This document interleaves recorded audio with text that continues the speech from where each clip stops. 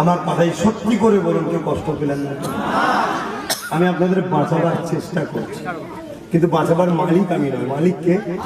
কিন্তু আল্লাহ বলেছে, বান্দা তুই যদি বাঁচতে চাস আমি বাঁচাবো। শোনেন, আমি যে রাস্তা দেখাচ্ছি এছাড়া দ্বিতীয় বিকল্প কোনো রাস্তা নাই। যদি 21-এ আমাদের ভুল পদক্ষেপ হয়ে যায়, আমি চ্যালেঞ্জ দিচ্ছি আপনাদের ভোটার অধিকারটাকে কেড়ে নেবেন। 21টা কিন্তু আপনাদের শেষ ভাইটাল। অতএব আপনারা নিজের ইচ্ছা খুশি মতো তো অনেকদিন চলেছেন, এই বাচ্চাটা নবীর মুখের দিকে তাকিয়ে, দাদা হুজুরের মুখের দিকে তাকিয়ে একবার ভরসা করা যেতে পারে? যেতে পারে।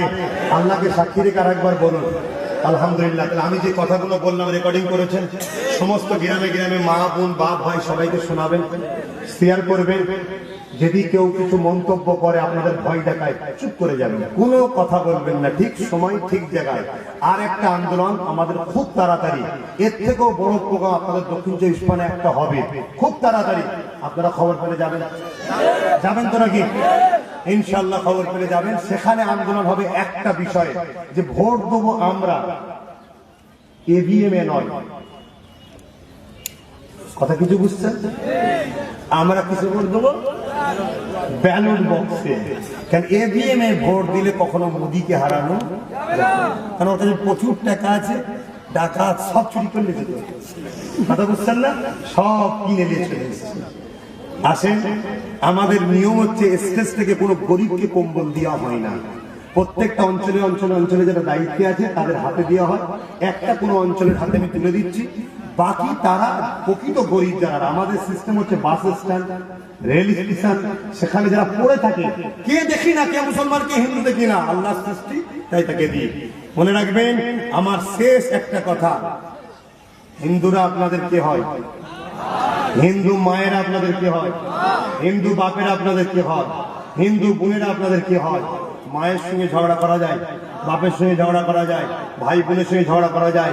আমার এই সবকটা মানতে পারবেন, যদি আপনাকে কোনো হিন্দু এক জায়গায় মেরেও দেয় ভুল বুঝে, একটা দুটো ঝগড়া হয়ে গেল, আপনি রিয়াকশনটাকে মারবেন না, তাকে যে পরে বলবেন ঠান্ডা হলে, ভাই আমাকে কেন মারলি? আমি বলে যাচ্ছি, আমার এই কথা যদি আমল করতে পারেন, আপনার মসজিদে বেশি দিন সময় লাগবে না, খুব তাড়াতাড়ি ও দেখবেন আপনার পাশে দাঁড়িয়ে আপনার আল্লাহকে সেজদা দিচ্ছে। কথা দিয়ে গেলাম,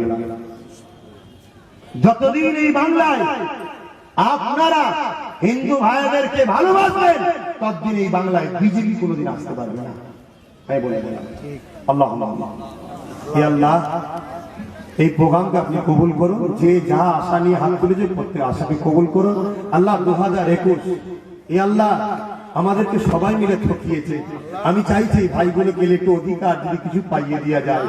আল্লাহ আপনি যদি আমাকে কবুল করেন, ইনশাআল্লাহ এদের জন্য আমি কিছু করতে চাই। আমি যতগুলো কথা দিয়েছি আমার ভাইয়েরা দেখেছে, একটা কথা মিথ্যা আমি বলিনি।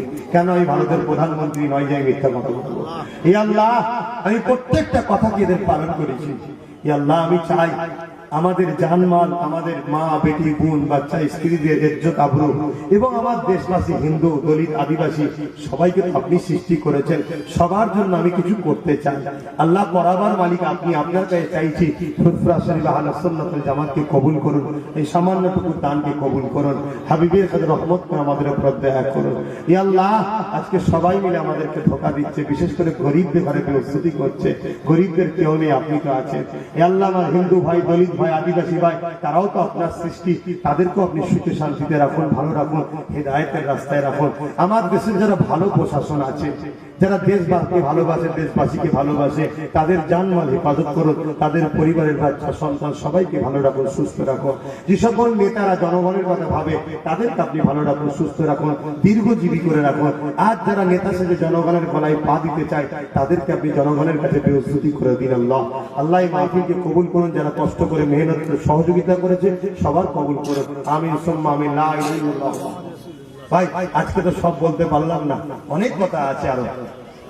কেউ কষ্ট নিয়ে যাচ্ছেন, আমার মা বোনেরা তারাও সহযোগিতা করেছে। আম্মা বোনেরা ভাইয়ের জন্য, বাচ্চার জন্য দোয়া করবেন। আর যেটা বুঝলেন, ইনশাআল্লাহ প্রতি রোববারে মা বোনেরা আমি ঘরে থাকি আসবেন, শুক্রবারে বাপ ভাইয়েরা আসবেন নলেজ সিটির জন্য। পোলের হাটে অঞ্চল কমিটির হাতে আমি তোফাটা একটু তুলে দিচ্ছি। কি আছে? আর প্রত্যেক গ্রামে গ্রামে বলবো 30 জন করে যুবক ছেলে কম করে ইউনিট তৈরি করো, ভালোর জন্য বলে গেলাম। প্রতিটা গ্রামে 30 জন করে হও, আমার সঙ্গে পার্সোনাল দেখা করো। সব কথা ভাই মাইকে বলা যায় না, ঠিক না বেঠিক? কিছু পার্সোনাল কথা থাকতে পারে না, পারে না। আরো অনেক প্রসেসিং আছে। আপনারা একটা বার আমার সঙ্গে বসুন পার্সোনাল, আমি কথা দিচ্ছি যতদিন বাঁচবেন আব্বাস সিদ্দিকী ছাড়া দ্বিতীয় কিছু বুঝবেন না।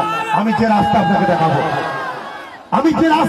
দেখাবো, তাতে আপনি 73 বছরে যা বঞ্চিত হয়েছেন সব একটা একটা করে আপনি পেয়ে যাবেন ইনশাআল্লাহ বলে গেলাম। পোলেরহাট অঞ্চল কমিটির দায়িত্বে আমাদের হাফিজ মাওলানা মোনাইম সাহেব হাত তুলে দিচ্ছেন ভাইজান। নারায়ে তাকবীর।